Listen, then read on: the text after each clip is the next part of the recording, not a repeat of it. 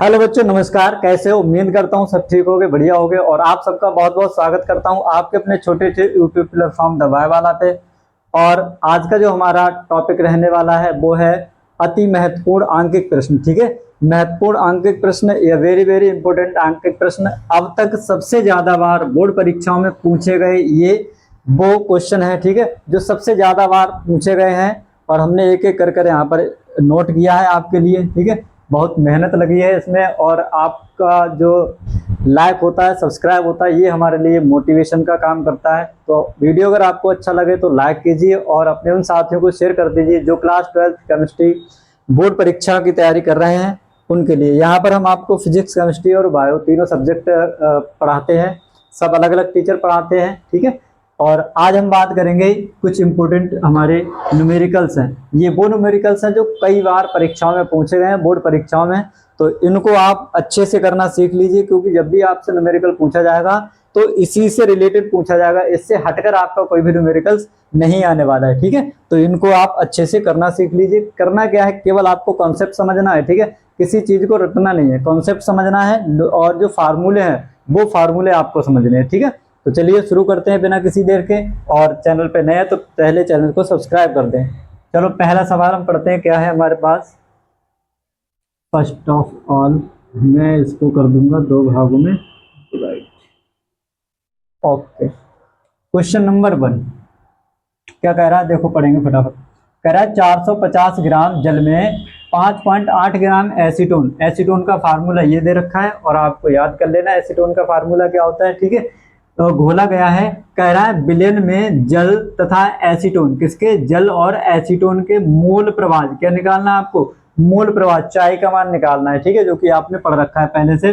Carbon का परमाणु भार दे रखा है और हाइड्रोजन का और ऑक्सीजन का। ठीक है, कार्बन का 12 होता है, हाइड्रोजन का 1 होता है और ऑक्सीजन का कितना होता है, 16। ये चीजें आपको दे रखी होंगी। ठीक है, सवाल में।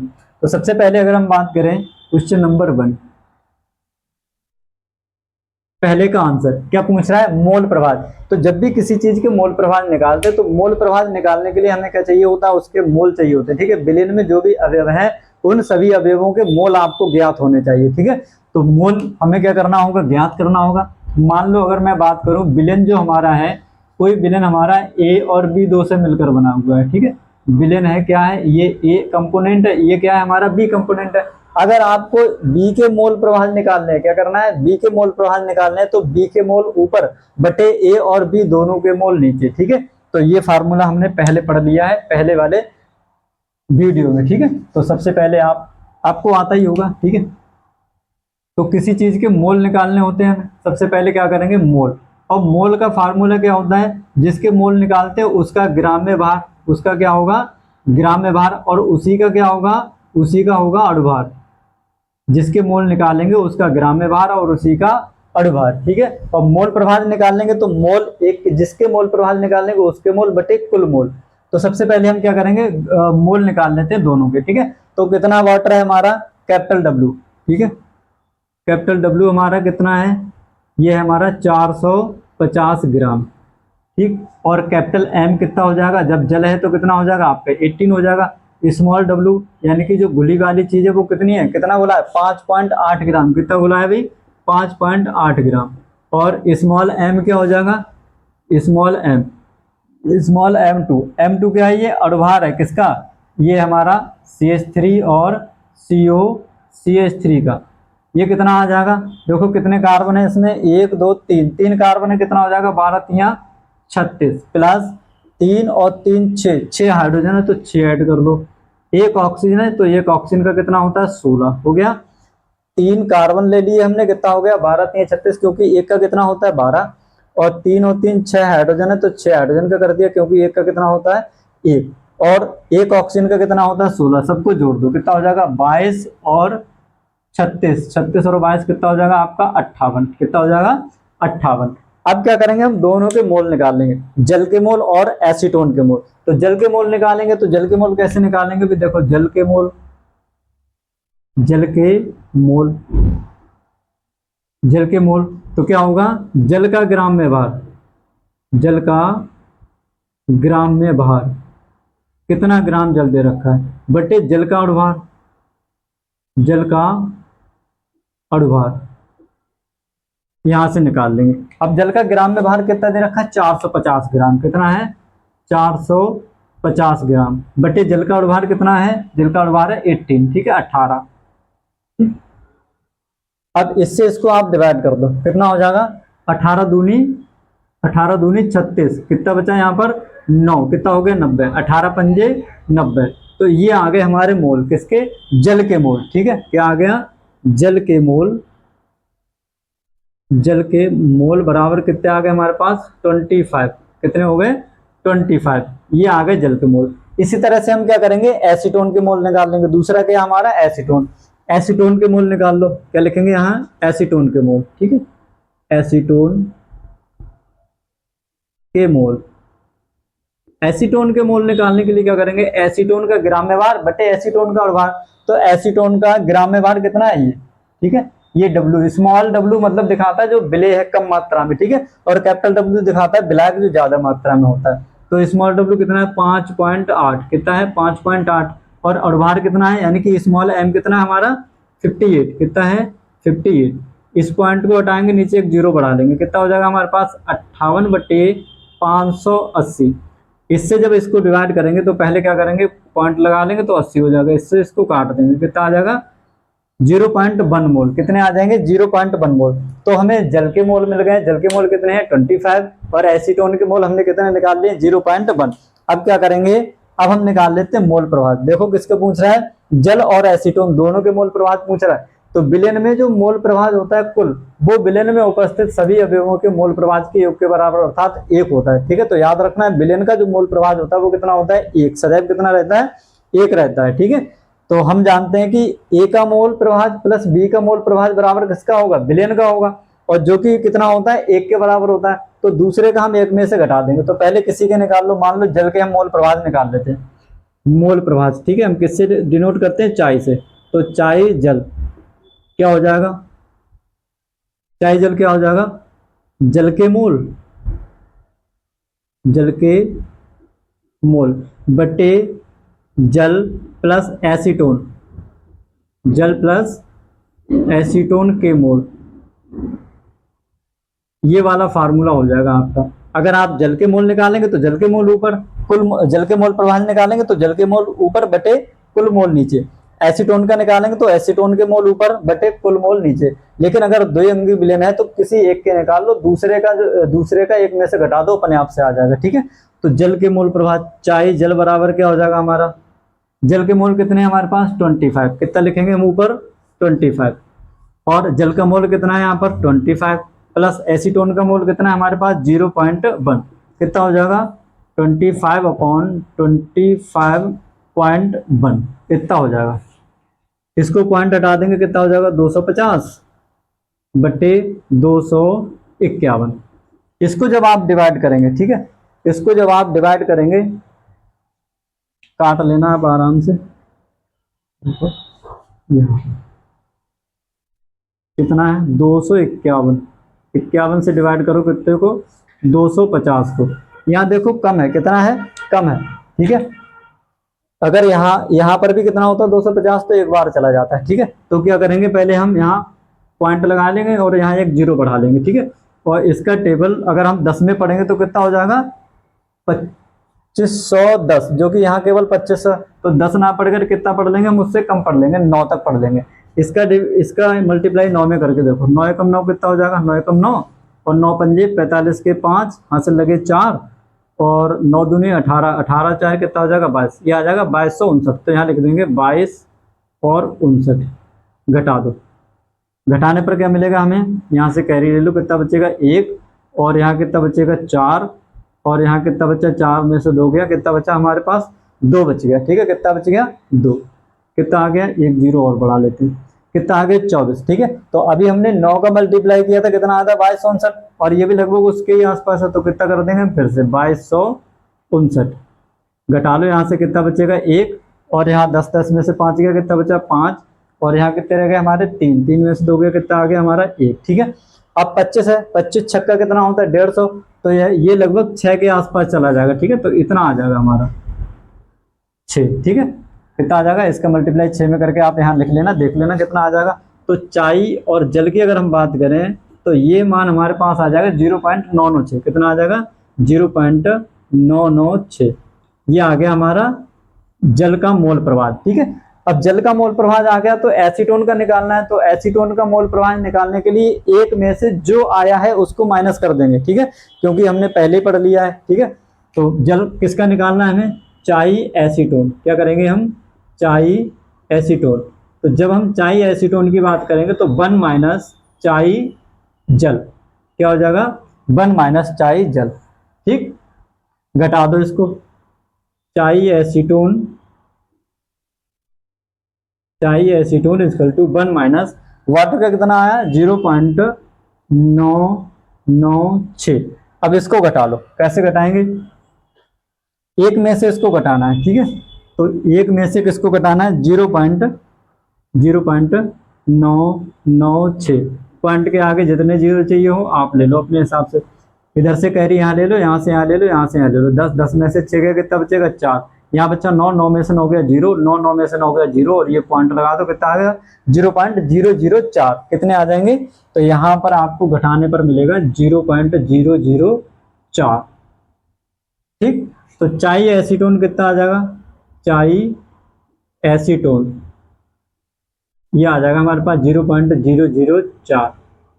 और हम जानते हैं कि इसका कोई भी मात्रक नहीं होता है। ठीक है, मोललता का मोल प्रवाह का कोई भी मात्रक नहीं होता है। तो ये क्या आ जाएगा आपका? जल का मोल प्रवाह। ये क्या आ जाएगा आपका? एसीटोन का। ठीक है, तो दो के पूछे थे, हमने दोनों के फाइंड आउट कर लिए। अब हम बढ़ते हैं अगले क्वेश्चन की ओर। ठीक है, दूसरा सवाल है, कह रहा है 200 घन सेंटीमीटर के जलीय विलयन में 1.6 ग्राम प्रोटीन है आपका। ठीक है, कह रहा है 300 केल्विन ताप पर इस विलयन का पराशर दाब क्या पाया गया? पराशर दाब कितना है? 2.57 गुणा 10 की घात -3 बार पाया गया है। ठीक है, विलयन का पराशर दाब कितना है? इतना।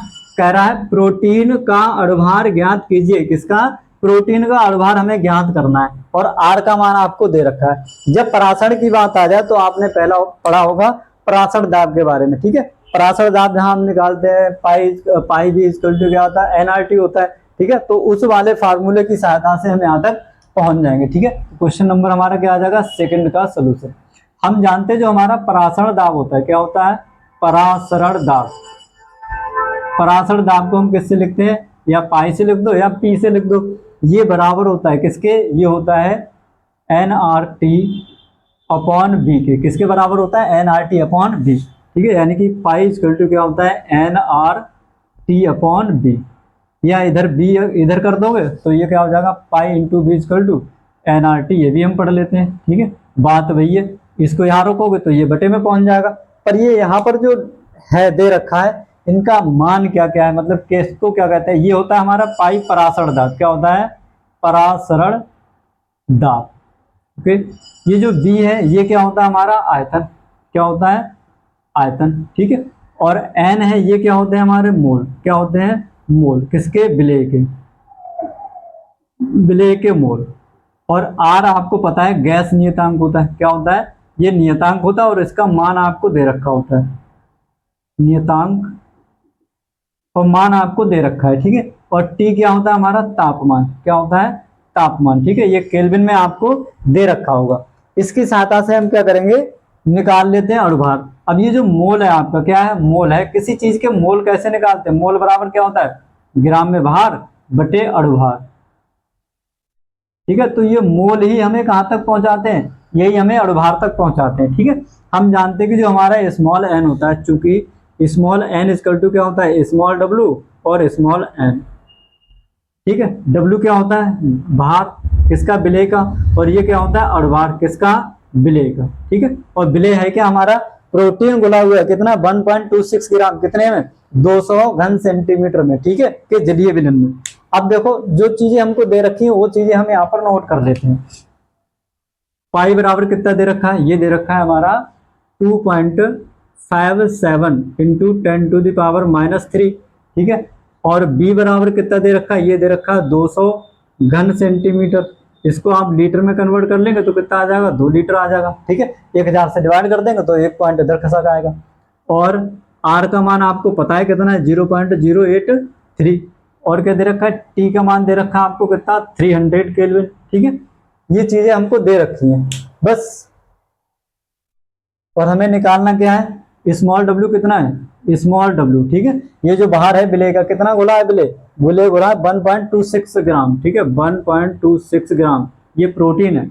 और अब यहीं से स्मॉल एम जो कि आपको क्या करना है, फाइंड आउट करना है। अब हम क्या करेंगे, इनको उठाकर इस फार्मूले में रख देंगे। तो हमें फार्मूला यहाँ से कौन सा मिल जाएगा, हमें मिल जाएगा पाई इक्वल टू NRT/B, यही तो होता है। और n बराबर हम क्या होता है, n बराबर हम जानते हैं n बराबर small W upon small M होता है। तो ये क्या हो जाएगा, स्मॉल डब्ल्यू और स्मॉल एम इंटू बी और r इंटू टी, ये होता है हमारा फार्मूला।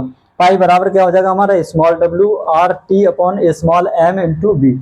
इस फार्मूले में ये जो डाटा दे रखा है उसको हम पुट करेंगे। ठीक है, तो पाई इक्वल टू क्या हो जाएगा हमारा, स्मॉल डब्ल्यू का मान कितना है, स्मॉल डब्ल्यू हमारा कितना है, ये रहा 1.26 ग्राम इंटू आर का मान कितना है, आर का मान ये है 0.083 और टी का मान हमें पता है कितना है, 300 है।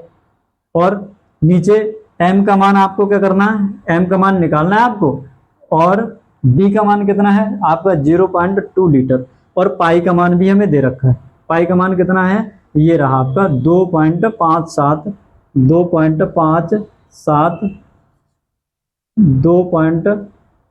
गुणा 10⁻³ ठीक, एम इधर जाएगा तो ये इधर पहुंच जाएगा, क्या हो जाएगा, एम इधर जाएगा तो ये इधर, ये वाला इधर पहुंच जाएगा और एम आपका इधर पहुंच जाएगा। मतलब एम बराबर क्या हो जाएगा आपका 1.26 गुणा 0.083 इंटू 300 अपॉन ये वाला इधर आ जाएगा 2.57 गुणा 10⁻³ इंटू 0.2।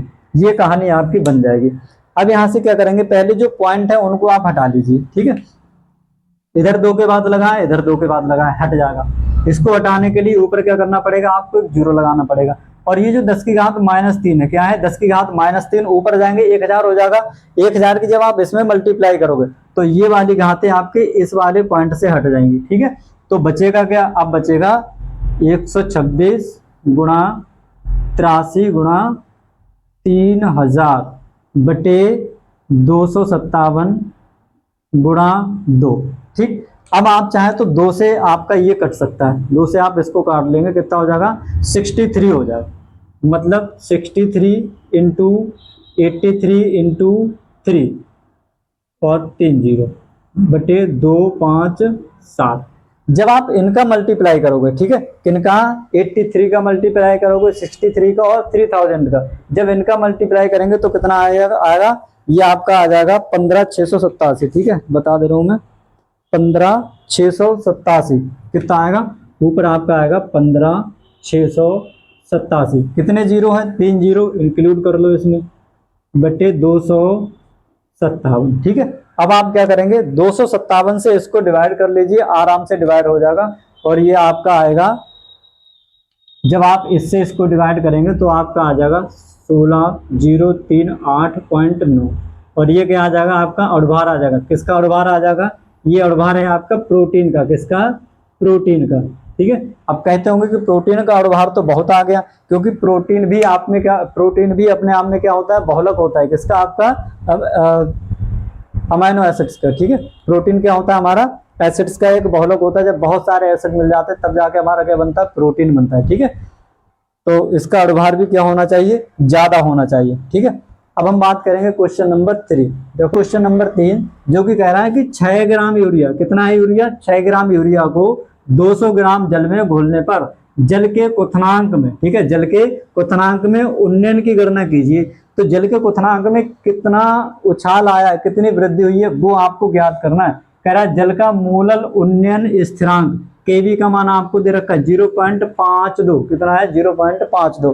कहने का मतलब क्या है, ये हमारे पास क्या है, एक कंटेनर है, बर्तन है, इसमें कितना पानी लिया है, इसमें हमने पानी लिया था 200 ग्राम। ठीक है, क्या है 200 ग्राम जल है। इस 200 ग्राम जल का, यानी कि जब ये शुद्ध अवस्था में होता है, उस अवस्था में हम जानते हैं कि इसका जो क्वथनांक होता है, शुद्ध जल का क्वथनांक, ठीक है, शुद्ध जल का क्वथनांक आप जानते हैं कितना होता है, ये होता है हमारा 100 डिग्री सेंटीग्रेड। शुद्ध जल का क्वथनांक कितना होता है, 100 डिग्री सेंटीग्रेड। अब चाहे आपके पास 100 ग्राम वाटर हो, चाहे आपके पास 1000 ग्राम वाटर हो, चाहे आपके पास 1 लीटर वाटर हो, और चाहे आपके पास 1 क्विंटल हो, ठीक है, कितना भी हो, उसका जो क्वथनांक होगा शुद्ध जल का वो कितना होगा 100, यानी कि पानी 100 डिग्री सेंटीग्रेड पर बॉयल करता है, ठीक है, ये आपको पता है। अब क्या करा, इसमें हमने डाल दिया क्या 6 ग्राम, कितना ग्राम 6 ग्राम। जब आप इसमें यूरिया डाल दोगे, क्या डाल दोगे, जब 6 ग्राम यूरिया डाल दी, अब बन गया ये विलेन, क्या बन गया, अब ये बन गया विलेन।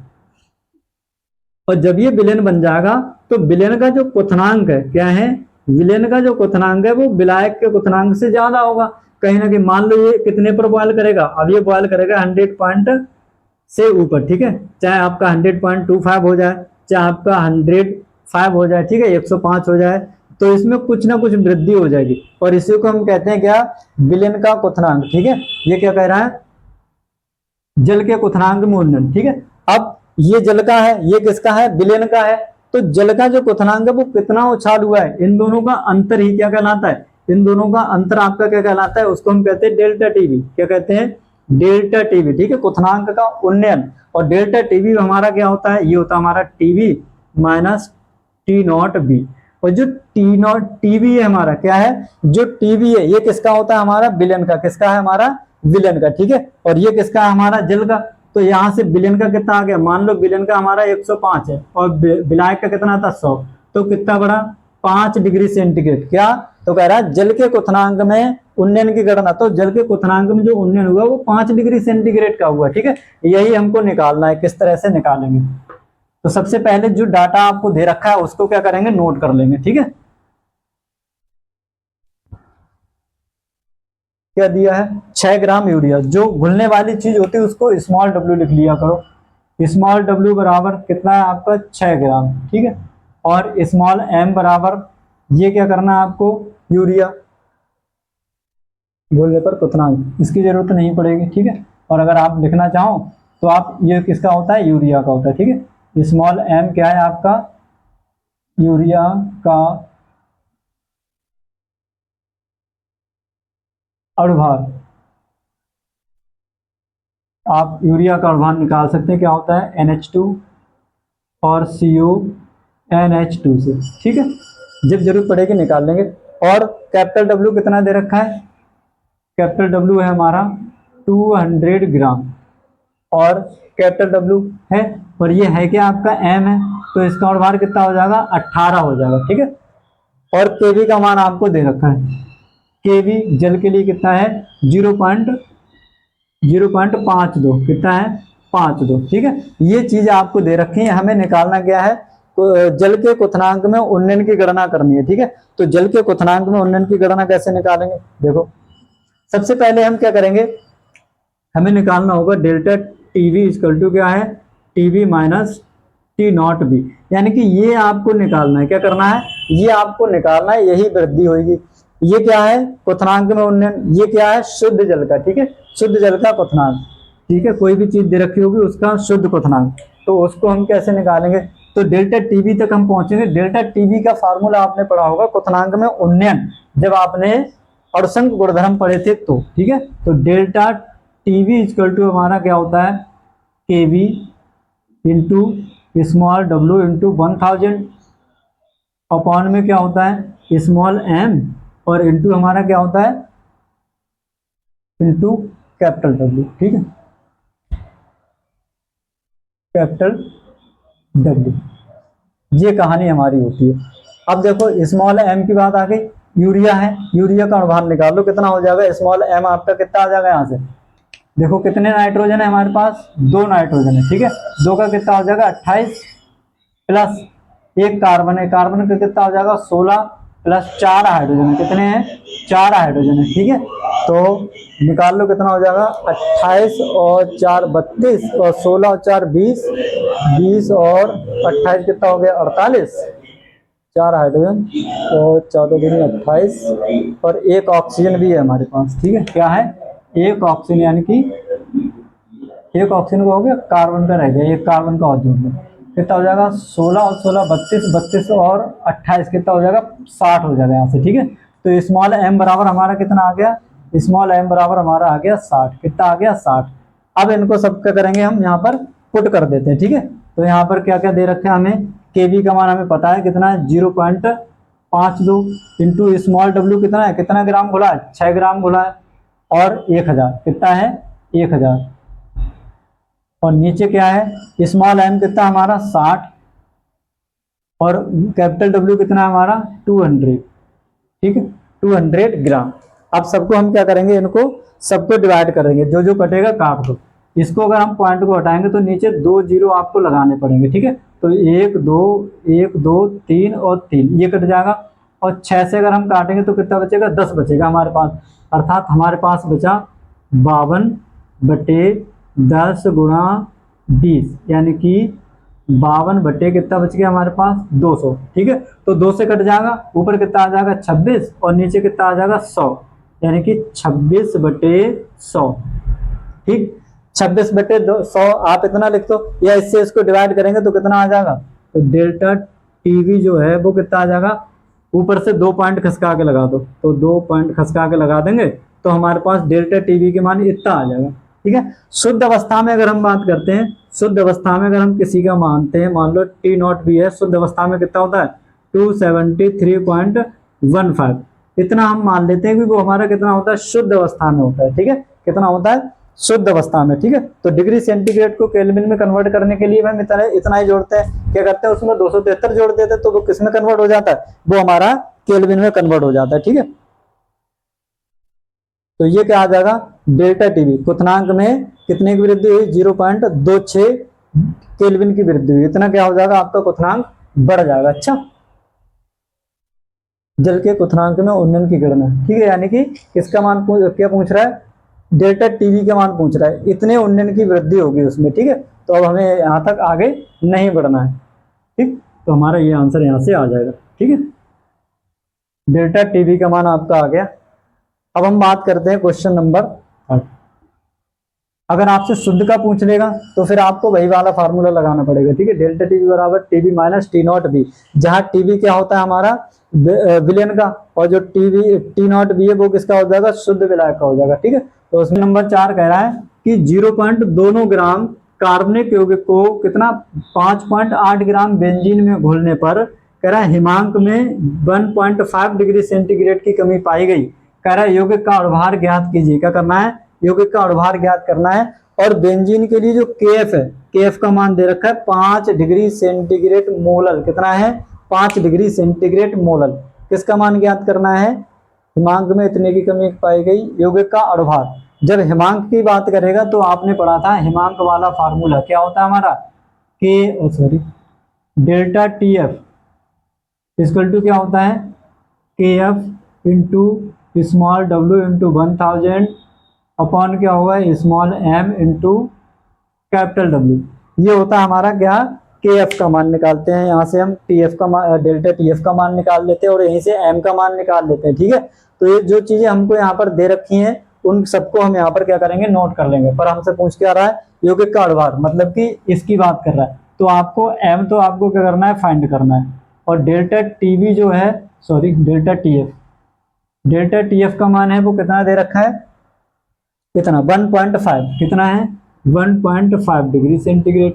और कैपिटल डब्ल्यू कितना है हमारा, इतना ग्राम कार्बनिक यौगिक को इतना ग्राम बेंजीन में, तो कैपिटल डब्ल्यू ये हो जाएगा, ठीक है 5.8 ग्राम। और स्मॉल डब्ल्यू क्या है हमारा, ये जो कि कम है किससे, इससे, ठीक है। और इसको घोला जा रहा है तो घोलने वाली चीज जो क्या होती है हमारी विलेय, और वो कम मात्रा में होती है, तो उसको हम स्मॉल डब्ल्यू से लिखते हैं। कितना है हमारा 0.29 ग्राम। और क्या दे रखा है, कैपिटल डब्ल्यू हमारा कितना है, कितने में घोला गया है, कैपिटल डब्ल्यू हमने यहाँ पे लिख लिया है, ठीक है।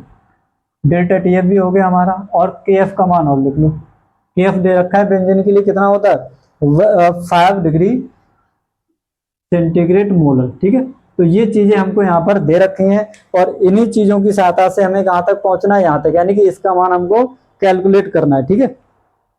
एम का मान हम यहाँ से निकाल लेंगे।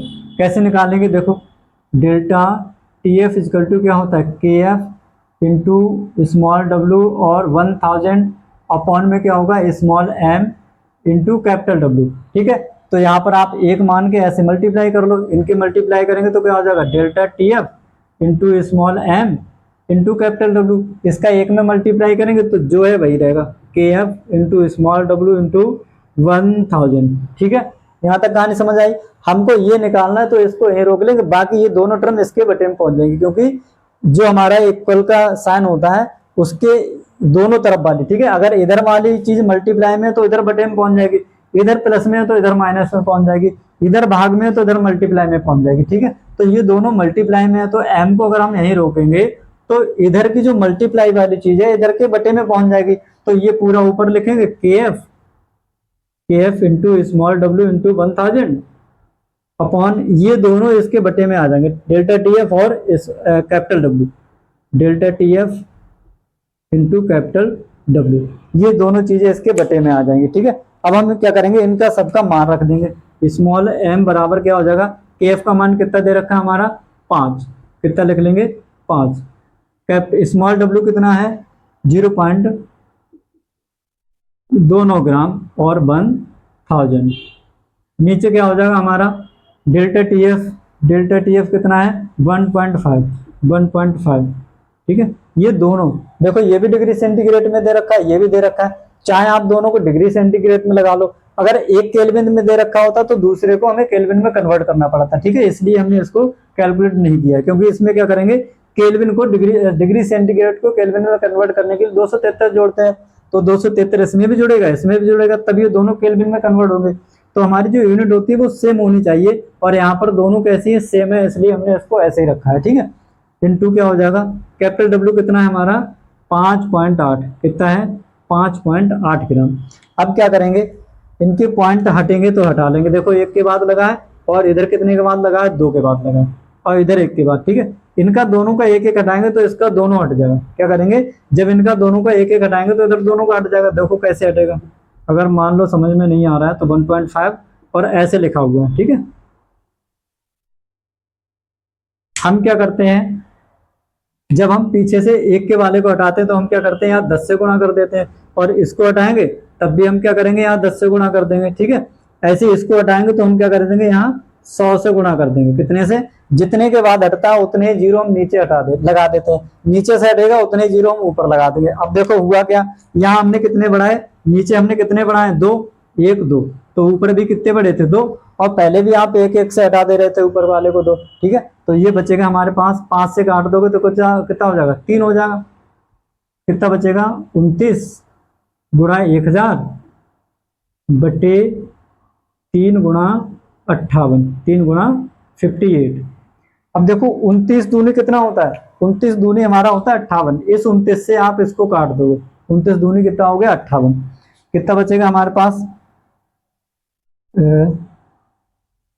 1000 बटे 3 गुणा 2, ठीक है। 1000 बटे 6 कितना आ जाएगा आपका, 1000 बटे 6 आ जाएगा, ठीक है। 5 3 15 19 दूनी 38 6, चलो डिवाइड कर लो, कितना हो जाएगा 1000/6, ठीक है। अब इस 6 से क्या करना है आपको, 6 से आप कर दो डिवाइड, क्या करेंगे हम 6 से इसको भाग कर देंगे, ठीक है। तो 6 से भाग कर लोगे, कितने करनी है 1000 को करनी है, 6 एकम 6, कितना बच गया 4 बच गया, और जीरो उठा लो 40, 6 छंग कितना हो गया 36, फिर कितना बच गया 4, ये जीरो उठा लो 40, 6 छंग कितना हो गया 6 छंग होते गया हमारा, फिर से 36 हो गया, कितना बचा 4, पॉइंट लगा लो 4 कर लो, 6 छंग 36, यानी कि कितना आएगा, जब आप इससे इसको काटेंगे तो 6.6, यानी कि स्मॉल एम का जो मान आएगा 166.6, कितना आ जाएगा 166.6, यानी कि ये क्या आ जाएगा हमारा अणुभार आ जाएगा, क्या आ जाएगा हमारा अणुभार आ जाएगा, ठीक है।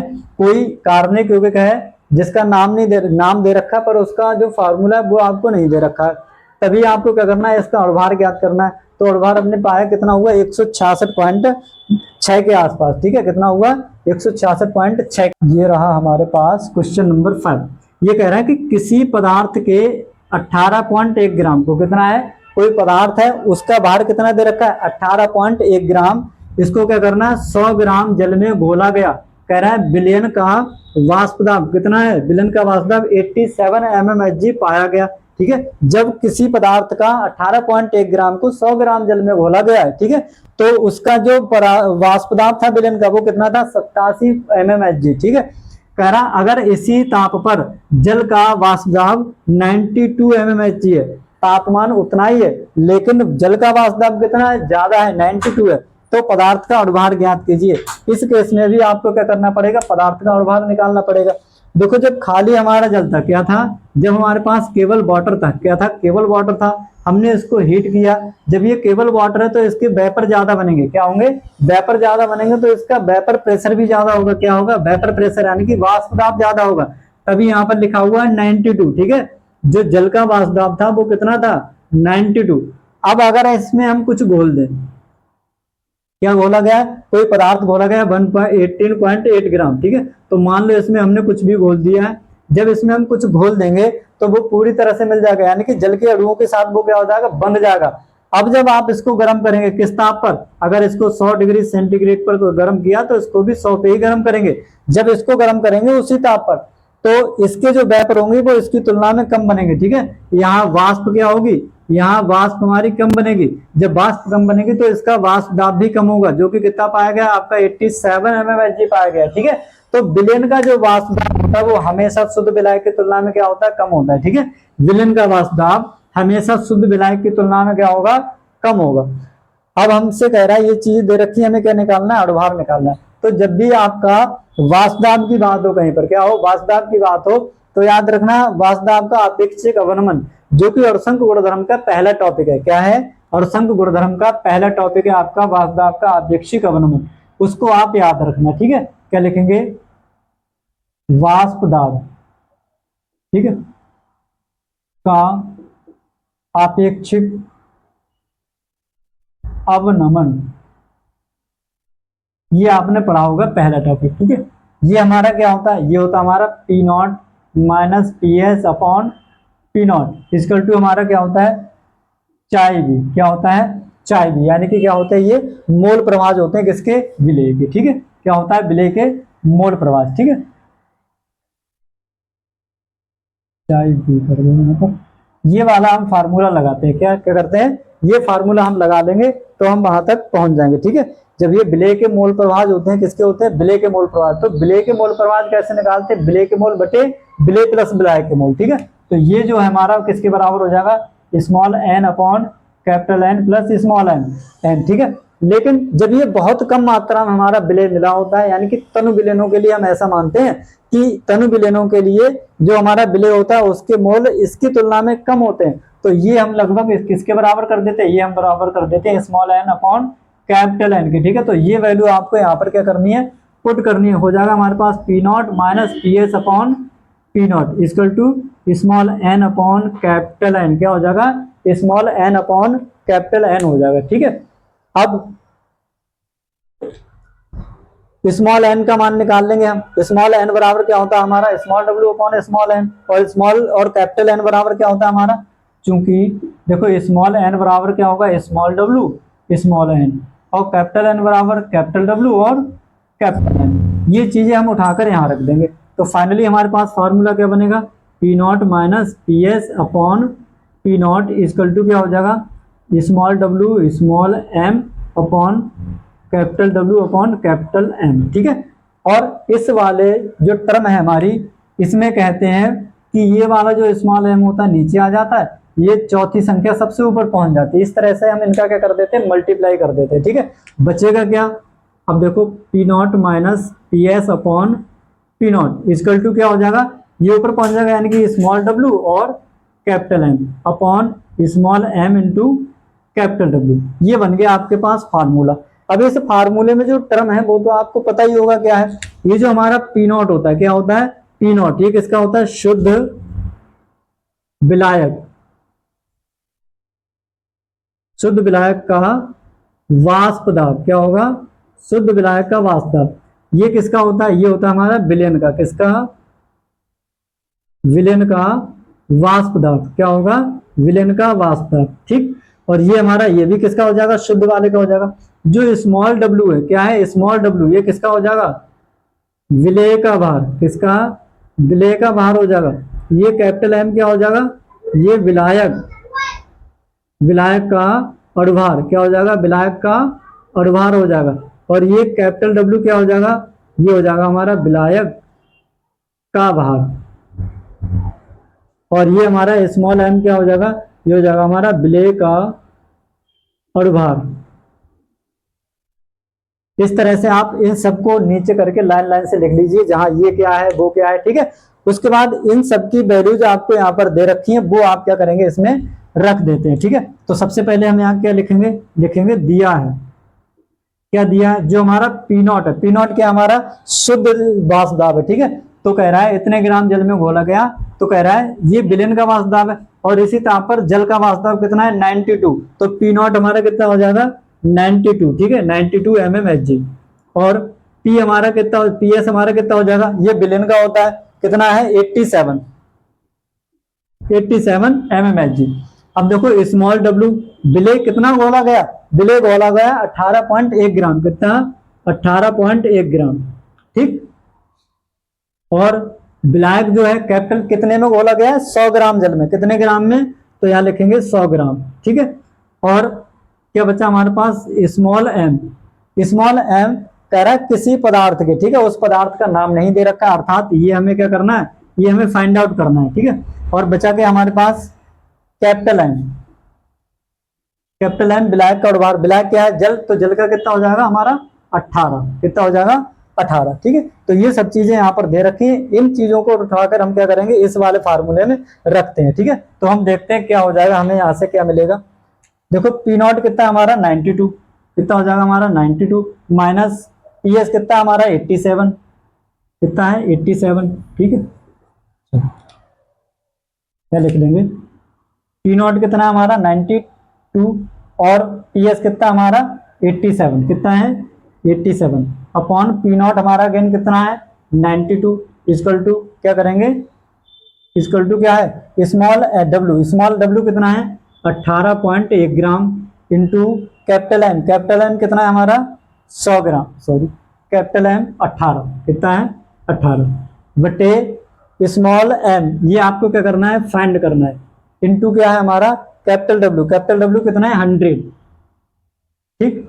अब क्या करेंगे इसको आप डिवाइड और मल्टीप्लाई कर लीजिए, ठीक है। तो इसको पहले घटा दो, कितना बचेगा ऊपर 5, कितना बचेगा 5 बटे 1 और कितना आ जाएगा 118.1 into 18 upon small M into 100, ठीक है।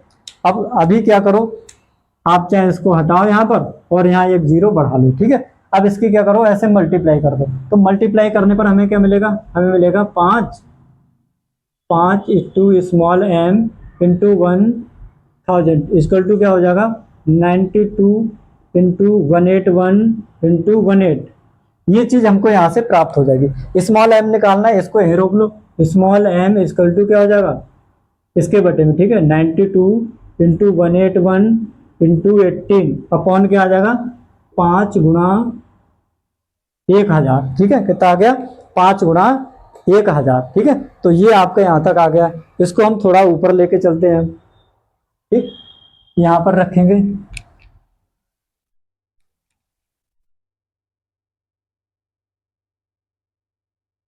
तो आ गया स्मॉल एम बराबर कितना है 92 181 92 इंटू 181 इंटू 18 अपॉन कितना है हमारा 5 इंटू 1000, ठीक है। जो कटे उसको काट लो, 2 से कट जाएगा, चलो 2 से कुछ चीजें कट जाएंगी, ये कट जाएगा हमारा 2 से, ठीक है 2 निम 18 और 2 से ये भी कट जाएगा, कितना आ जाएगा 2 पंजे 10, 500 हो जाएगा, ठीक है। और फिर 2 से कट जाएगा, ये कितना आ जाएगा 46, कितना आ जाएगा यहाँ पर 46 और ये फिर कट जाएगा, कितना हो जाएगा ये हो जाएगा 250, ठीक है। और फिर ये 2 से कट जाएगा, कितना हो जाएगा 23 और यहाँ पर कितना हो जाएगा 125, कितना हो जाएगा 125, ठीक है। अब हमारे पास बचा क्या, कुछ और बचा 25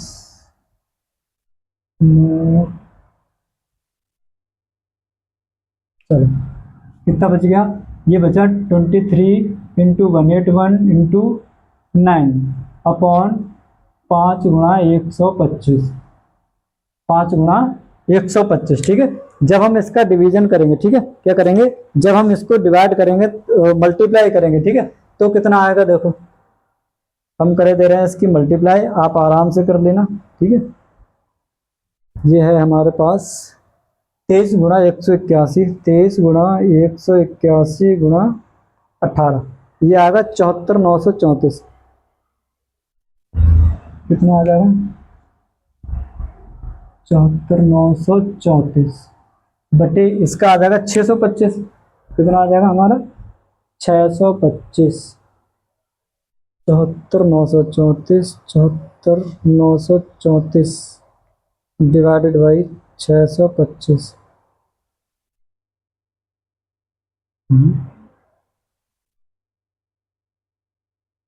दूसरे का 500,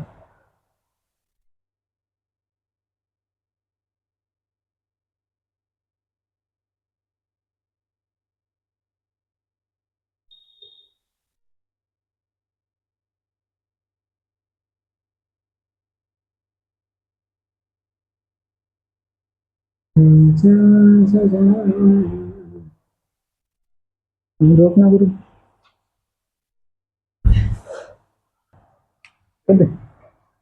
इनका इनका हम मल्टीप्लाई कर लीजिए, ठीक है, और इनका इनका कर लीजिए, ठीक है। तो जब ऊपर वालों को हम मल्टीप्लाई करेंगे, कितना है 23, 18 और 9, ठीक है, तो इनका जब हम मल्टीप्लाई करेंगे तो ये आपका आ जाएगा 37,467। कितना आ जाएगा 37,467, और इनका मल्टीप्लाई करेंगे तो ये कितना हो जाएगा 625 हो जाता है, ठीक है, कितना हो जाता है 625, ठीक है। अब हम इसको डिवाइड करे दे रहे हैं, कितना है 37,467, 37,467 डिवाइडेड बाई 625, ये 59.9 के समथिंग आता है। कितना आता है, जब आप इससे इसको डिवाइड करेंगे तो आ जाएगा 59.9, ठीक है, जो कि हमारा क्या होता है, जो कि लगभग होता है हमारा 60 के। तो जो घोला गया पदार्थ है, ठीक है, जिसका हमने 18.1 ग्राम घोला था, उसका अणुभार कितना आ गया, उसका अणुभार आ गया आपका 60, ठीक है। अगला सवाल है क्वेश्चन नंबर 6, कह रहा है कि 1 मोलल CaNO3 के विलयन के क्वथनांक की गणना कीजिए। इसके क्वथनांक की गणना करना है हमें, ठीक है, क्या निकालना है, क्वथनांक डेल्टा टीवी, ठीक है, और जल के लिए केवी का मान आपका इतना दे रखा है। तो आइए हम इसकी बात करते हैं कि क्या निकालना है हमें, यहाँ से डेल्टा टीवी का मान निकालना है। अब देखो ये जो हमारा दे रखा है, ये विलायक है, कैसा है, ये विलेय है, कैसा है, ये पोलर विलेय है, कैसा है, जब इसको आप विलायक में डालेंगे तो ये अपने आयन में टूट जाएगा, और जब भी अपने आयनों में टूटेगा तो जरूर उस विलयन में उसके आयनों की संख्या या तो कम रही होगी या बढ़ रही होगी। तो जब ये टूटेगा तो आयन की संख्या बढ़ रही होगी, जब आयन की संख्या बढ़ रही होगी तो यहाँ पर आपका आ जाता है वन हाफ फैक्टर, ठीक है। तो वन हाफ फैक्टर को हमने पहले ही पढ़ लिया है, उसकी सहायता से हम आई निकाल लेंगे, और आई की सहायता से हम क्या करेंगे, डेल्टा टीवी का मान निकाल लेंगे। अर्थात जब भी आपको कुछ ऐसा पदार्थ दे रखा हो जो अपने आयनों में टूटे, ये अपने आयनों में टूट जाता है, तो उसकी सहायता से आप किसी भी अणुसंघ गुणधर्म को निकालने के लिए आपको क्या करना पड़ेगा, इन चीजों को आपको ध्यान रखना पड़ेगा, ठीक है। ये मोलैलिटी होती है, ठीक है, तो ये चीजें आपको ध्यान रखना है। अब देखो केवी का मान दे रखा है, पर आपको स्मॉल एम का मान नहीं दे रखा है, और ना ही आपको आई का मान दे रखा है, तो आपको आई भी निकालना और स्मॉल एम का मान भी आपको क्या करना है, फाइंड करना है, ठीक है। तो सबसे पहले हम क्या करेंगे, आई का मान निकाल लेंगे, ठीक है, किसका, आई का मान निकाल लो, ओ सॉरी, एम का मान ये दे तो रखा है 1 मोलर, जो विलेन है हमारा वो कितना है 1 मोलर, यानी कि 0.1 मोलरता है उसकी, ठीक है। अब आई का मान नहीं दे रखा हमें, आई आल्टा कहते हैं इसको, ठीक है, क्या कहते हैं, आल्टा, ये नहीं दे रखा है हमें, ये हमें क्या करना है, कैलकुलेट करनी है। तो सबसे पहले जो हमें पदार्थ दे रखा है, उस पदार्थ को हम क्या करेंगे, जब पानी में उसे डाला जाता है तो उसका हम वियोजन देख लेते हैं कितना होता है, और यहाँ से हम क्या करते हैं, वांटा फैक्टर का मान निकाल लेते हैं, ठीक है। वांटा फैक्टर का मान निकाल लेते हैं, कैसे निकालेंगे, वांट हाफ कारक, ठीक है, वांट हाफ कारक निकालेंगे। कैसे निकालेंगे, जब हम इसको इसके आयनों में डालेंगे, मतलब जब इसको किसी विलायक में डाला जाएगा, किसको, क्या हमारे पास Ca और NO3 का होल ट्वाइस, इसको जब हम डालते हैं किसी विलायक में तो ये क्या बनाता है, Ca2+ का बनाएगा, प्लस और 2NO3 ये माइनस का बनाएगा, ठीक है। तो पहले अगर हम इसके अणुसंघ गुणधर्मों की बात करें तो अणुसंघ गुणधर्म क्या होते हैं, जैसे प्रारंभ में इसका जो डिसोसिएशन मतलब प्रारंभ में इसकी जो सांद्रता थी वो कुछ भी थी, ठीक है, मान लो 1 मोल था, टूटने के बाद इसके कितने मोल बन गए, आयंस के कितने मोल बन गए। पहले अगर हम बात करें तो इसका कितना मोल है, 1 मोल, और ये कितना मोल हमें मिला, 1 मोल हमें किसका मिल गया, इसका, और 1 मोल हमें सॉरी इसके कितने मोल है, 2 मोल, 2 मोल हमें किसके मिल गए, इसके। टोटल मोल कितने हो गए हमारे पास, टोटल हो गए हमारे पास 3 मोल। और ये जो वैल्यू है ये कौन सी होती है हमारी, एक्सपेरिमेंटल, और ये वैल्यू हमारी कौन सी होती है, कैलकुलेटेड, कैलकुलेटेड वैल्यू, ठीक है।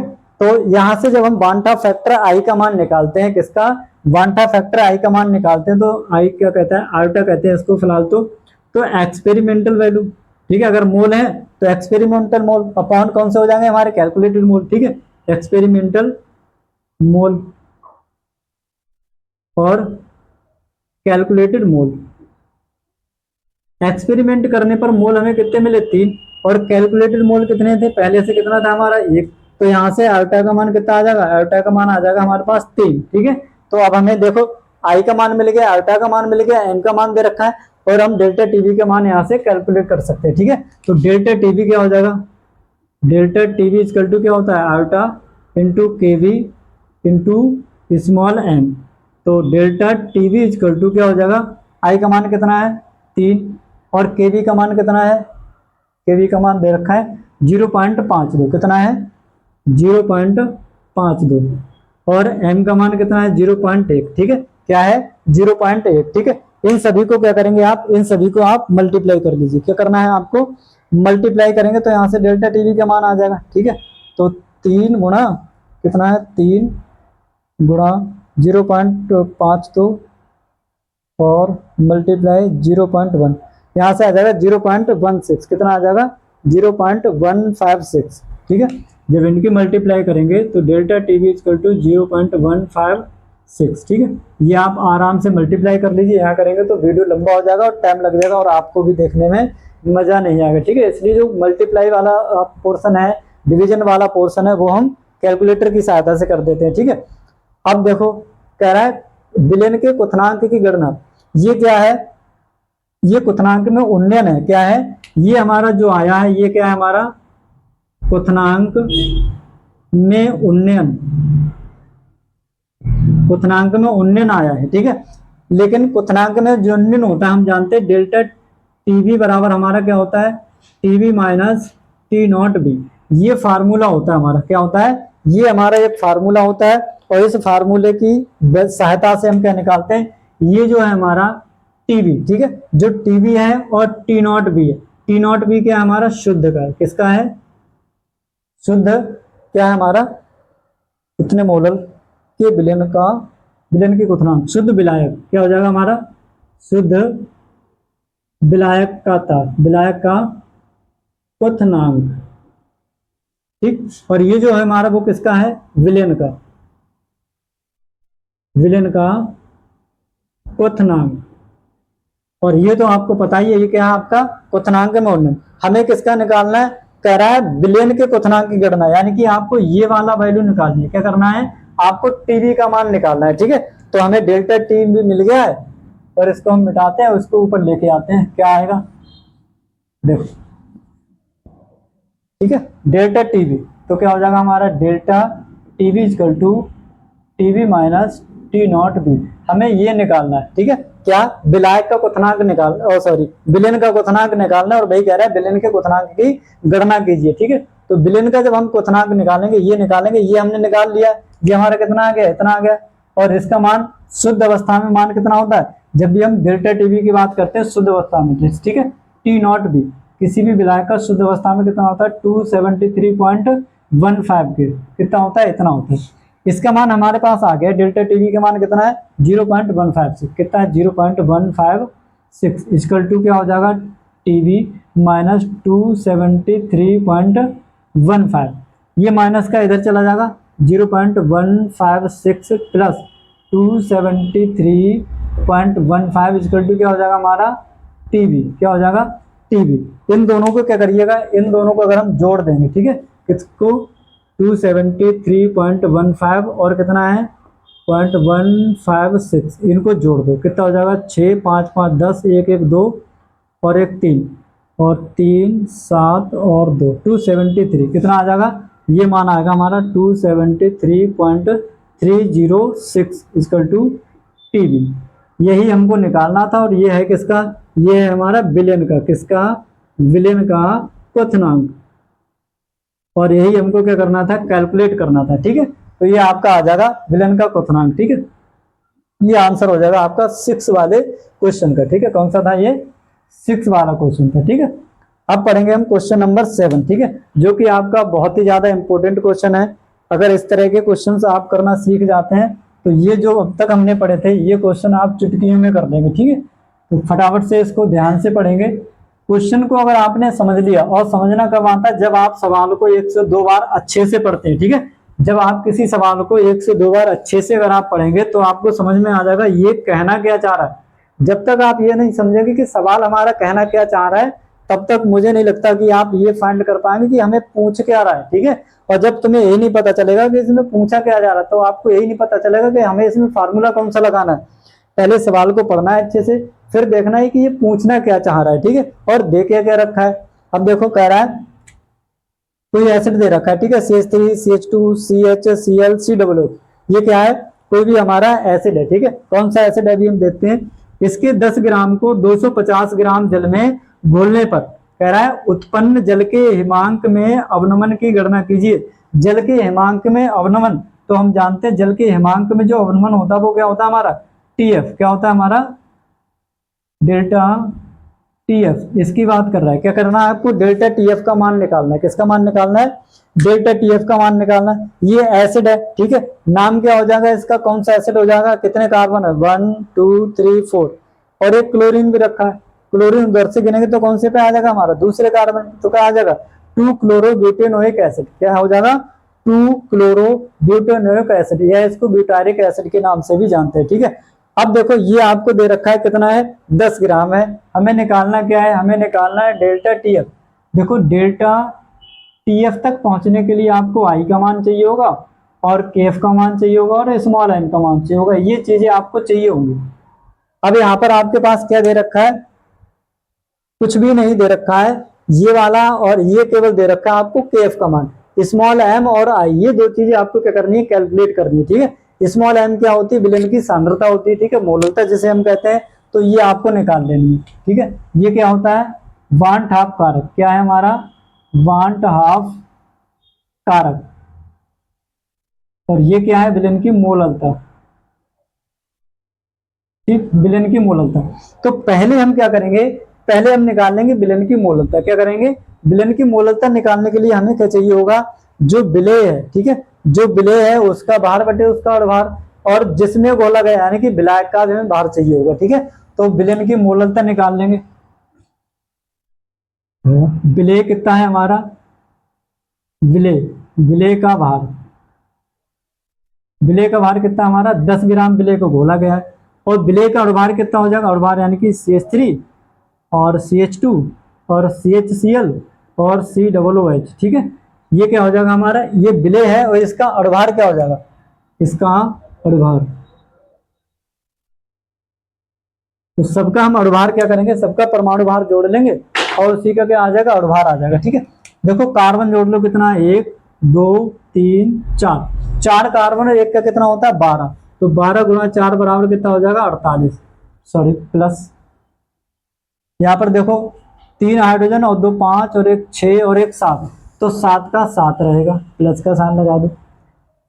2 ऑक्सीजन है, 1 का कितना होता है, 16, तो 16 दूनी कितना हो जाएगा, 16 दूनी हो जाएगा 32, प्लस 1 क्लोरीन है, क्लोरीन का कितना होता है 35.5। अब सबको जोड़ लो, 0.5 तो आपका रहेगा ही रहेगा पीछे। ठीक है, 5 और 2 7 और 7 14, 14 और 8 कितना हो जाएगा, 14 और 8 22। ठीक है, 22 के लगा दिए 2, अब 5 और 3 8 और 4 12, कितना हो जाएगा 12। तो ये आ जाएगा हमारा m बराबर कितना आ जाएगा, 125.5। कितना हो जाएगा, 125.5, जो कि आपका क्या है, अणुभार है। ठीक है, किसका, विलेय पदार्थ का। अब इसकी सहायता से ग्राम में भार बटे अणुभार भी दे रखा, हम क्या निकाल लेंगे, इसके मोल निकाल लेंगे। क्या आ जाएगा, इसके मोल आ जाएंगे। ठीक है, और मोलों की सहायता से हम क्या करेंगे, उस विलेन की सांद्रता को कैलकुलेट कर लेंगे। ठीक है, तो सबसे पहले हम क्या करेंगे, उसके मोल निकाल लेते हैं, कितने हो जाएंगे। विलेन के मोल। जी अभी विले क्या है हमारा, अम्ल है, ठीक है। चलो मोललता निकाल लो। मोललता हम कैसे निकालते हैं, विलेय के मोल बटे विलायक का द्रव्यमान किसमें होता है, इसमें किलोग्राम में होता है। किसमें होगा, विलेय के मोल बटे विलायक का द्रव्यमान किसमें होगा, किलोग्राम में। तो मोल मोल निकालने के लिए चाहे तो पहले मोल निकाल लो अलग अलग, या एक ही फार्मूला में रख दो, ठीक है। भार बटे अड़भार इंटू उसका द्रव्यमान किसमें हो जाएगा, किलोग्राम में। तो अगर आपको ऐसे नहीं समझ में आ रहा है तो आप पहले क्या करेंगे, मोल ही निकाल लेंगे, अम्ल के मोल, ठीक है। विलेय के मोल, विलेय हमारा अम्ल है, ठीक है, के मोल कितना है, 10 बटे 122.5, ठीक है। इससे जब आप इसको डिवाइड करेंगे, ठीक है, इसको हटाएंगे ऊपर क्या कर लेंगे 100। अब 100 को डिवाइड कर दो कितने से, 1225 से। देखो मैं डिवाइड करता हूँ, 100 डिवाइडेड बाई 1225, ये आ जाएगा आपका 0.816। कितना आ जाएगा, इसको डिवाइड करेंगे तो 0.0816, ठीक है, 0.0816। ये क्या आ जाएगा आपका, मोल आ जाएंगे, ठीक है। क्या आ जाएंगे, ये हमारे पास आ गए मोल। किसके मोल आ गए, विलेय के मोल आ गए। अब हम क्या करेंगे, मोललता निकाल देंगे। क्या करेंगे, विलेन की सांद्रता यानी कि मोललता, ठीक है।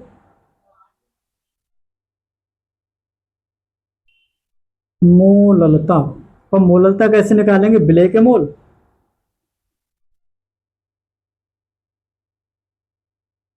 बटे विलायक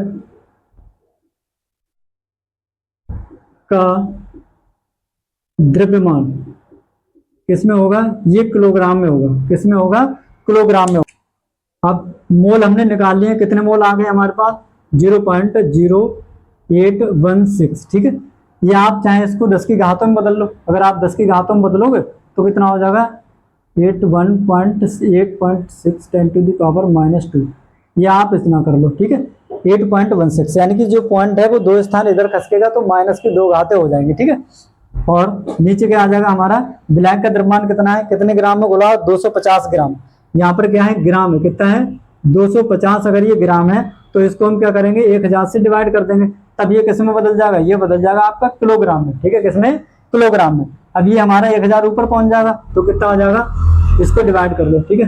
कितना आ जाएगा, 8.16 इंटू 10 टू द पावर -2 कर दो, और 1000 ऊपर पहुंच जाएगा। नीचे कितना बचेगा हमारा, 250। कितना बचेगा, 250 बचेगा, ठीक है। कितना बचेगा हमारा, 250। अब क्या करिए, इस पॉइंट को हटाएंगे, ये जो आपका पॉइंट है इसको अगर आप हटाओगे तो नीचे क्या आ जाएंगे, 2 जीरो बढ़ जाएंगे, 1 2 3 और 1 2 3 काट दो। कितना है हमारे पास, 816 गुणा 10 की घात -2 बटे 25। 25 से इसको कर दो डिवाइड, ठीक है। क्या करेंगे, 816 डिवाइडेड बाई 25, 816 डिवाइडेड बाई 25, ये आ जाएगा 32.64। कितना आ जाएगा, जब आप इसको डिवाइड करेंगे तो ये आ जाएगा 32.64 गुणा 10 की घात -2। और इसको हम और कैसे लिख सकते हैं, स्मॉल m बराबर, ये 10 की घात -2 मतलब 0.2 स्थान इधर खिसक आएगा, 0.3264। ये हो जाएगा हमारा क्या, विलेन की मोललता, ठीक है। तो इसको याद रखना है, स्मॉल m बराबर हमारा कितना आ गया, 0.3264, सही है ना, 3264। ये स्मॉल m का मान आ गया हमारे पास, मतलब यहाँ की वैल्यू हमें मिल चुकी है। अब हम चलते हैं यहाँ पर i की ओर, ठीक है। तो i को कैसे कैलकुलेट करेंगे वो हम देख लेते हैं, ठीक है। तो फटाफट से इसको नोट कर लीजिए। अब हम बढ़ते हैं i की ओर, और i कैसे निकलेगा, i को निकालने के लिए आपको क्या चाहिए होगा बताओ जरा, i को कैलकुलेट करने के लिए आपको क्या चाहिए होगा। अब हम क्या करेंगे, हमने स्मॉल m का मान प्राप्त कर लिया, कितना आ गया आपका 0.3264, ठीक है। अब हम बढ़ते हैं i की ओर। जब हम i का मान निकालते, ठीक है, तो हमने जब पढ़ा था वांठा फैक्टर, उसमें हम जानते हैं i बराबर हमारा क्या होता है, 1 प्लस एल्फा। तो सबसे पहले हमें i का निकालने के लिए हमें कहाँ जाना पड़ेगा, एल्फा का मान निकालना पड़ेगा। किसका मान निकालना पड़ेगा, एल्फा। तो एल्फा क्या होता है, वियोजन की क्षमता, ठीक है। क्या होता है, अम्ल के वियोजन की क्षमता, ठीक है। तो हम सबसे पहले क्या निकालेंगे, अम्ल के वियोजन ठीक है, की मात्रा, अम्ल के वियोजन की मात्रा यानी कि अल्फा का मान निकालेंगे। क्या करेंगे हम? अल्फा का मान। और अल्फा का मान निकालने के लिए आपने पढ़ा होगा के अल्फा कह लो या के ए कह लो, बात एक ही है। ठीक है, तो सबसे पहले हम क्या करेंगे, इसका ये जो हमें अम्ल दे रखा है इसका हम क्या करेंगे, वियोजन करेंगे। वियोजन का मतलब जब ये डिसोसिएट हो रहा होगा वाटर में, ठीक है, तो क्या बनाएगा, ये होता है हमारे पास CH3 और CH2 CHCl और COOH। ये बनाएगा क्या, ये बनाता है CH3 और CH2 और CHCl COO minus sorry plus H plus.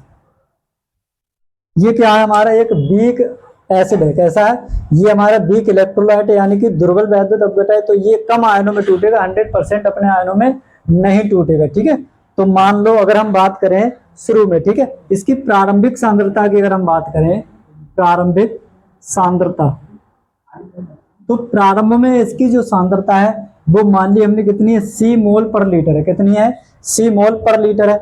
उस समय इसकी सांद्रता 0 और इसकी सांद्रता क्या रही होगी, 0 रही होगी। जब ये डालते ही यानी कि इसका डिसोसिएशन नहीं हुआ होगा, उस समय ये अपने आयनों में नहीं टूटा होगा शुरू में, उस समय इसकी सांद्रता होगी, पर इनकी सांद्रता क्या होगी, 0। जैसे जैसे समय बढ़ता जाएगा, समय बढ़ने के बाद इन दोनों के बीच में क्या आ जाएगा, एक साम्य अवस्था स्थापित हो जाती है। क्या हो जाता है, एक साम्य अवस्था स्थापित हो जाती है। उस साम्य अवस्था पर हम क्या करते हैं, उसकी सांद्रता, ठीक है, तो देखते हैं साम्य अवस्था पर विलयन की जो हमारा विलय है उसकी मोलर सांद्रता क्या होती है। ठीक है, तो यहाँ क्या लिखेंगे, साम्य पर सांद्रता। ठीक है, तो जो हमारा विलय है, अब विलय मिलाने के बाद विलयन जो बना है उसकी साम्य अवस्था पर सांद्रता क्या होगी, कुल सांद्रता हमारी कितनी है, C। अब जितना आपका ये बनेगा, ठीक है, जितना आपका CH3 CH2 CHCl COO minus बनेगा और जितना आपका H प्लस बनेगा, उतना ही इसमें से क्या होता जाएगा, घटता जाएगा। तो मान लो कि हमारी सांद्रता कितनी थी, C। ठीक है, और ये बन गया हमारा C अल्फा। क्या बन गया, C अल्फा। और ये भी हमारा क्या बन गया, C अल्फा। तो इसमें से हम क्या करेंगे, C माइनस अल्फा को कम कर देंगे। क्या करेंगे, C माइनस अल्फा को हम इसमें से कम कर देंगे। तो जितना कम होगा उतना ही क्या हो जाएगा, हमारा बन जाएगा। ठीक है, तो कितना कम हुआ है, देखो C अल्फा। ठीक है, तो C अल्फा, C क्या है, सांद्रता है अल्फा, मतलब अल्फा सांद्रता इसकी है और इसकी भी क्या है, अल्फा सांद्रता है। तो यहां से अब हम क्या करते हैं, इसके वियोजन की दर, ठीक है, या वियोजन का मात्रा हम यहाँ से कैलकुलेट कर लेते हैं। किस तरह से निकालते हैं वो अब हम इसमें लगा देते हैं। द्रव्य अनुपाती क्रिया का नियम आपने पढ़ा होगा, यानी कि K अल्फा। क्या, K अल्फा जी क्या होता है, साम्य अवस्था पर उत्पाद की सांद्रता बटे अभिकारक की सांद्रता, यही तो पढ़ते हैं, उत्पाद की सांद्रता उत्पाद की सांद्रता बटे अभिकारक की सांद्रता। याद रखना है किस पर, साम्य पर, अभिकारक की सांद्रता। ठीक है, उत्पाद की सांद्रता हमारे पास क्या है, उत्पाद क्या क्या है, एक ये उत्पाद है, एक ये उत्पाद है। ठीक है, तो इनको लिखना नहीं है, ऐसे ही आपको याद रखना है हमारे पास कौन कौन से उत्पाद है। एक तो हमारे पास C अल्फा है और एक क्या हमारे पास C अल्फा। उत्पाद में यही दोनों चीजें तो लिखोगे, CH3 CH2 Cl CHOOH minus, और एक क्या लिखोगे, CH प्लस। तो ये दोनों हमने लिख लिया। नीचे क्या लिखोगे आप, इसको उठाकर यहाँ पर लिखोगे और इसकी सांद्रता कितनी है, C माइनस अल्फा, C और C माइनस अल्फा। ठीक है, अब देखो होगा क्या, यहां से क्या बन जाएगा, K अल्फा इक्वल टू क्या आ जाएगा, C square into alpha square, ये हो जाएगा। नीचे हमारे पास C और C माइनस अल्फा, एक C से C कॉमन ले लो पहले। ठीक है, क्या करेंगे, हमने C कॉमन ले लिया यानी कि C square into alpha square upon क्या हो जाएगा, C और 1 माइनस अल्फा। ये चीज हमारी हो जाएगी। एक C से क्या करेंगे आप, एक C को काट देंगे, बचेगा क्या, C into alpha square upon 1 minus alpha. चूंकि अभी हमारा क्या है, ये जो हमारा अल्फा ये क्या है, वियोजन है। ठीक है, वियोजन की मात्रा है, तो वियोजन की मात्रा, ये जो हमारा वीक इलेक्ट्रोलाइट है, दुर्बल वैद्युत अपघटन है, तो ये क्या होगा, इसका जो वियोजन होगा वो बहुत कम होगा। कैसा होगा, बहुत कम, यानी कि ना के बराबर होगा। ठीक है, तो जब दुर्बल इलेक्ट्रोलाइट है, ठीक है, क्या लिखेंगे, दुर्बल विद्युत अपघटन। ठीक है, दुर्बल अम्ल के लिए वियोजन की मात्रा वियोजन की मात्रा, ठीक है, जिसे हम क्या कहेंगे, अल्फा कहेंगे, ठीक है, बहुत कम होती है। अतः, ठीक है, जब इसकी मात्रा बहुत कम है तो इसे हम नगण्य मान देते हैं। अतः अल्फा को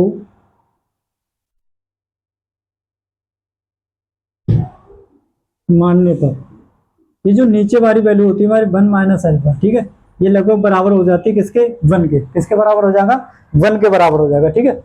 अब देखो यहाँ से के अल्फा बराबर क्या हो जाएगा, के अल्फा इक्वल टू हमारा क्या है, सी अल्फा स्क्वायर अपॉन क्या आ जाएगा, 1 आ जाएगा, ठीक है। यानी कि के अल्फा इक्वल टू क्या हो जाएगा, सी इंटू अल्फा स्क्वायर, ये आपको यहाँ से प्राप्त हो जाएगा, ठीक है। हमें क्या निकालना है, हमें निकालना है वियोजन की मात्रा अल्फा। जब हम अल्फा को निकालेंगे, इसको इधर ही रोक लेंगे, तो सी इसके बटे में आ जाएगा, क्या आ जाएगा, तो पहुंच जाएगा हमारा अल्फा स्क्वायर बराबर के अल्फा अपॉन सी, क्या हो जाएगा, अल्फा स्क्वायर बराबर के अल्फा अपॉन सी, ये सी इसके बटे में आ जाएगा, ठीक है। अब क्या करेंगे, दोनों तरफ क्या करेंगे, इस वाले वर्ग को हटाने के लिए दोनों तरफ हम क्या करेंगे, रूट ले लेंगे, तो इसका रूट हट जाएगा, ठीक है। यानी कि दोनों तरफ रूट ले लेंगे, तो अल्फा स्क्वायर इक्वल टू क्या हो जाएगा, के अल्फा अपॉन सी, ठीक है, के अल्फा अपॉन क्या हो जाएगा, सी, ठीक है। इसके रूट से ये वाला हट जाएगा, तो बचेगा क्या, alpha equal to under root K alpha upon C, ठीक है। ये वाला फार्मूला आपको क्या करना है, याद रखना है, ठीक है। यहाँ से हमें अल्फा का मान मिल जाएगा, ठीक है। अब देखो सी क्या है, सी हमारी विलयन की सांद्रता है, ठीक है, जो कि हमने स्मॉल एम पहले से ही कैलकुलेट कर रखा है, ठीक है। सी क्या हमारा, स्मॉल एम, ठीक है, जो कि हमारा यहाँ पर दे रखा है। रही बात इसकी के अल्फा की, तो के अल्फा आपको यहाँ पर दे रखा है, ठीक है, ये आपको के अल्फा की वैल्यू दे रखी है, तो के अल्फा उठा के यहाँ पर रख देंगे और सी स्मॉल एम का मान उठाकर हम यहाँ पर रख देंगे, ठीक है। तो फटाफट से इसको नोट कर लीजिए, फिर हम बढ़ते हैं आगे। अब ऊपर से हम देख लेते हैं क्या आएगा।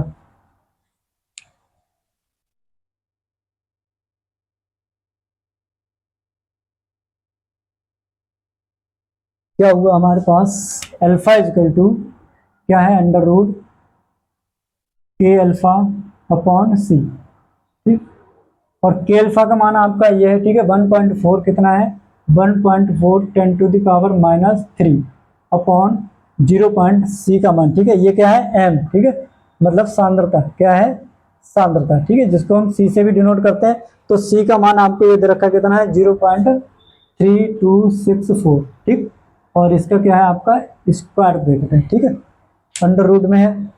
इसको जब आप डिवाइड करोगे तो इसका मान कितना आ जाएगा, 65, ठीक है, 0.065।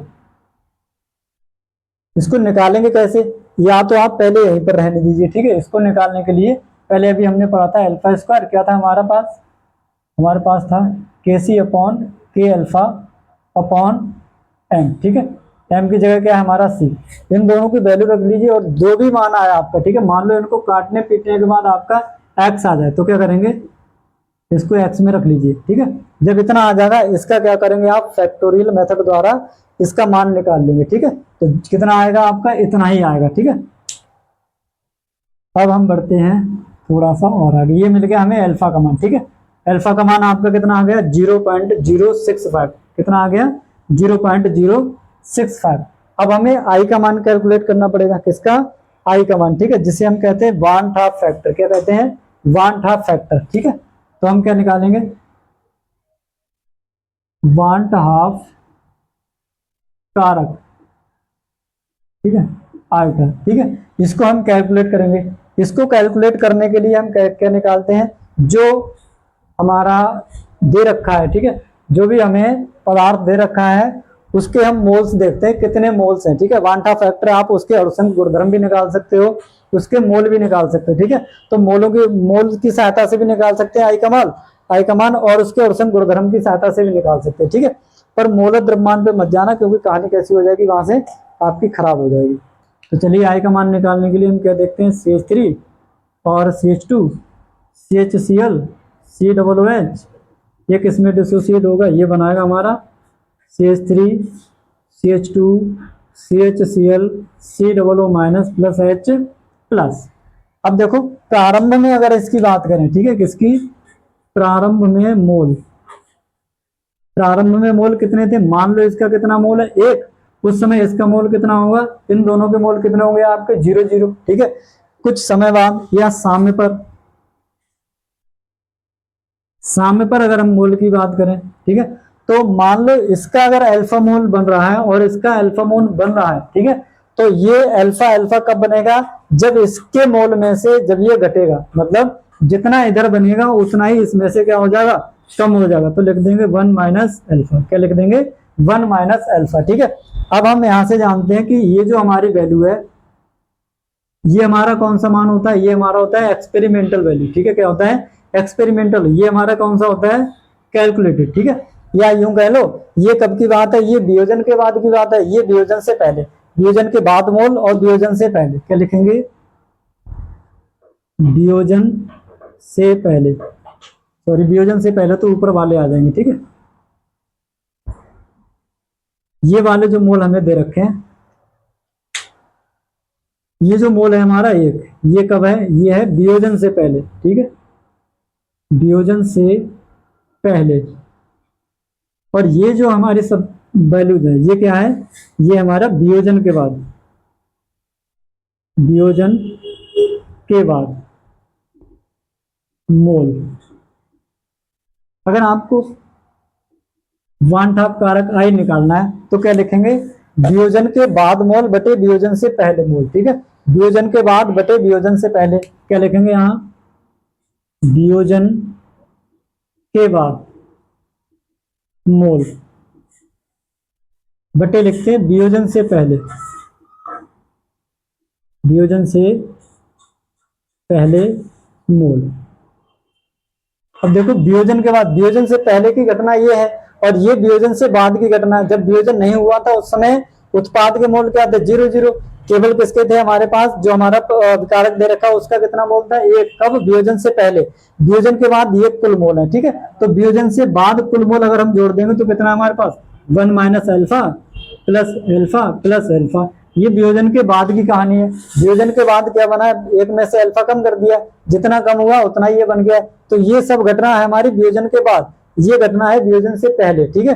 तो वियोजन से पहले कितना हमारा, 1 है। कितना है हमारा, 1 है वियोजन से पहले। अर्थात अल्टा बराबर अब क्या हो जाएगा, अल्टा बराबर हो जाएगा हमारा 1 माइनस अल्फा प्लस अल्फा और प्लस अल्फा अपॉन में क्या आ जाएगा 1, क्या आ जाएगा 1, ठीक है।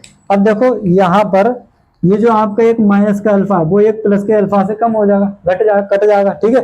अब बचेगा क्या, अब बचेगा 1 प्लस अल्फा, क्या बचेगा 1 प्लस अल्फा, अर्थात अल्फा बराबर 1 प्लस अल्फा, ठीक।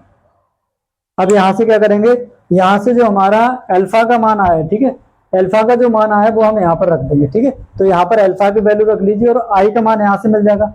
उस आई के मान को उठाकर कहाँ रखना है, यहाँ पर रखना है, ठीक है। तब जाके आपका आंसर आएगा, ठीक है। रख दो, अल्फा बराबर 1 प्लस अल्फा का मान कितना आया, ये है 0.065, 0.065। जब आप इसको ऐड करेंगे तो कितना हो जाएगा 1.065, कितना हो जाएगा 1.065। अर्थात अब हमें आई का मान भी मिल गया, ठीक है। तो ये आई का मान मिल गया और ये हमारा क्या था, एम का मान था, ठीक है। अब हम इनको थोड़ा ऊपर लिखते हैं,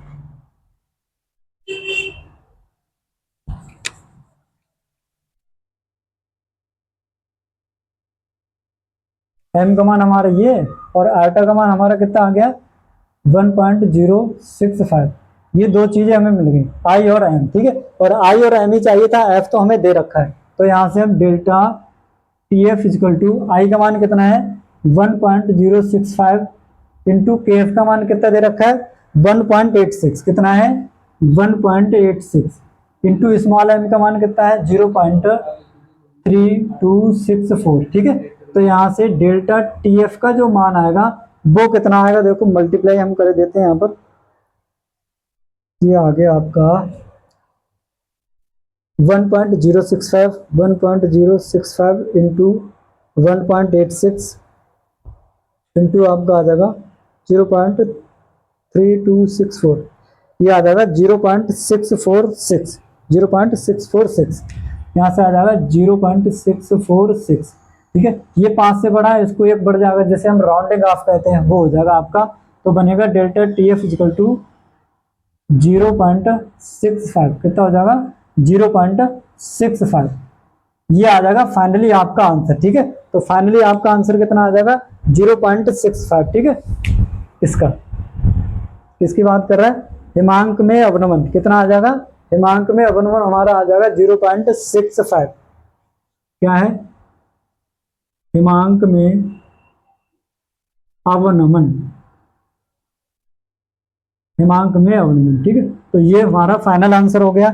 इसको निकालने के लिए आपको 3 प्रोसेस से गुजरना पड़ा था। ठीक है, और वो तीनों प्रोसेस अलग अलग थी, एक बार में समझ में ना आए तो दोबारा से आप देख लेना और आपको अच्छे से समझ में आ जाएगा। ठीक है, तो ये आपका क्वेश्चन नंबर 8। ठीक है, क्वेश्चन नंबर 8 जो है वो आप सबके लिए किसमें है, होमवर्क में। ठीक है, इसी की तरह जैसे हमने ये वाला सवाल किया है उसी की तरह आपको क्या करना है, ये सवाल करना है, पर देख लेना है, पहले सवाल को अच्छे से पढ़ना है, क्या कह रहा है क्या नहीं कह रहा है, पता चले इसी की तर्ज पे चलते रहो तो सवाल कहीं आपका गलत ना हो जाए। ठीक है, तो देखो 19.5 ग्राम CH2FCOH, ये कौन सा हमारा फ्लोरो एसिटिक एसिड को 500 ग्राम जल में घोलने पर हिमांक में अवनमन इतना पाया गया। यहाँ पे डेल्टा टीएफ का मान दे रखा है। ठीक है, कह रहा है वान ठाप कारक, अब आपको आई का मान निकालना है, किसका, इसका मान निकालना है। ठीक है, वान ठाप कारक एवं के एफ की गणना कीजिए। ठीक है, के अल्फा, तो आपको यहाँ से क्या निकालना है, देखो के अल्फा निकालना है और वान ठाप कारक आई, आई आपको यहाँ से मिल जाएगा, मतलब आपको एम का मान भी निकालना पड़ेगा। ठीक है, तो उम्मीद करता हूँ ये कुछ इंपोर्टेंट सवाल थे, और इम्पोर्टेंट बहुत ही ज्यादा इंपोर्टेंट सवाल थे। ये वो सवाल है जो अब तक की परीक्षाओं में सबसे ज्यादा बार पूछे गए हैं, और अगर पूछेगा भी, मान लो अगर इस तरह के सही ये सवाल नहीं दे रखा होगा तो क्या होगा, जो हमारी लैंग्वेज है वो सेम रहेगी, पर इसमें जो डाटा दे रखा है बस इसको क्या कर देगा, इसको चेंज कर देगा। तो ये आपको कंफ्यूज नहीं होना है, भ्रमित नहीं होना है सवाल को देखकर। सवाल को 1 से 2 बार अच्छे से पढ़ना है, फिर देखना है कि इसमें पूछ क्या रहा है, तब आप अच्छे से उस सवाल तक पहुंच पाएंगे। ठीक है, तो उम्मीद करता हूं समझ में आए होंगे, और वीडियो अगर अच्छा लगा हो तो कमेंट करना, और अगर इसमें कोई भी पार्ट आपको समझ में नहीं आया हो या कोई त्रुटि हो गई हो तो कमेंट बॉक्स में जरूर बताएं। ठीक है, थैंक यू, धन्यवाद।